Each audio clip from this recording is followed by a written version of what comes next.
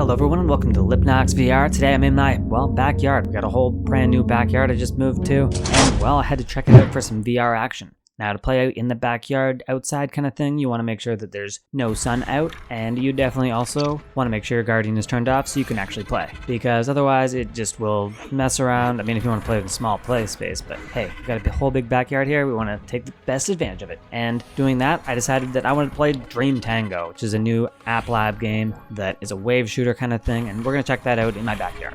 So basically what I found with this game, because it has, it has regular smooth movement, but it also has this teleportation system thing. And since I want to use my legs for moving around, not necessarily the analog stick, I decided to switch to the teleport function to do that and check that out. It's kind of cool to be able to just sort of run around and fight things in my backyard. But one thing I did notice with this particular game in doing that was because the environment is pretty small, it works pretty well at giving you enough space to kind of combine the teleportation and your own environment if you have a big enough play space. And I thought that was really, really cool. So basically the game is, we've got there's 4 environments. I only unlocked the first one, but this is the first of the 4 environments. And there's a sword thing we can pick up, and it's kind of janky, but you can throw it on the ground and sometimes it explodes and looks pretty cool. But then we have our hands that sort of shoot out these air things. There's also these like power-up things we pick up if we defeat enemies, and that's pretty cool. But the majority of the time you're kind of like using your hand to shoot the enemies, but it runs out of charge, so you have to sort of let it reload after a period of time. So you do want to use the sword too, and you can use the sword to like block attacks and stuff. I didn't get too much use out of that, but that's definitely a thing that's there. There's a whole high score thing and leaderboard. You can try to rank up on that. I was ranked 14 after very limited amount of effort playing the first time, so I can't comment too much on how many people actually have this you're going to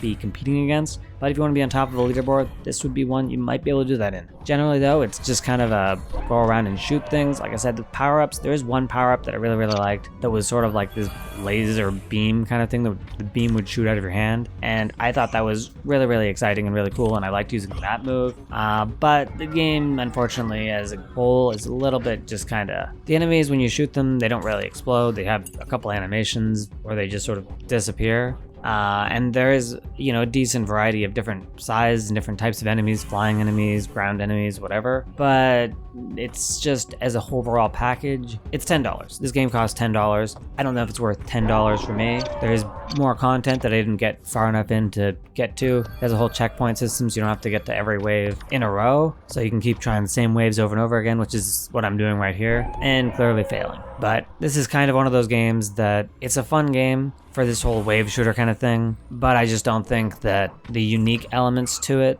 really put it above the other ones to a point where I would really get that excited about it. But you know what? It is different. It's got this great voice acting in it, and at the same time too, there's this robot guy that gives you, your quest things. It's still in development kind of game, so maybe there's gonna be more things added, and it's, it's not terrible, it's fun, but it's just a little bit on the dull side for me. Thank you guys for watching this video. I had somewhat fun playing Dream Tango, and it was cool to go in my backyard and try to play it like that, but not one that I can recommend at $10 fully, but I still thought it was pretty cool. Thanks again to the developer for sending this over. Have a wonderful day, and thank you guys for watching. Don't forget to like, comment, subscribe, and keep it real.